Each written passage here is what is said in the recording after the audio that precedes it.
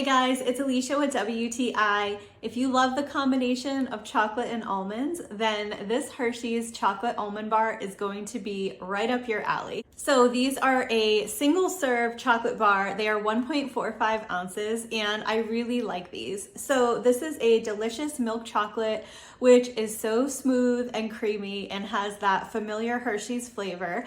And it is dotted with whole almonds. So you get a really big crunch in every bite. So I really like that. These are shaped a little different than the typical Hershey's bars. They're kind of rounder and a little bit thicker. So you can accommodate those amazing almonds in there and it's so delicious. So I really like these as a little snack. I definitely have a sweet tooth and I like that these have that really creamy, delicious chocolate with the crunch. So it makes it a little bit more fun to eat. So if you are someone who likes almonds, then you are definitely gonna love this Hershey's chocolate bar with almonds.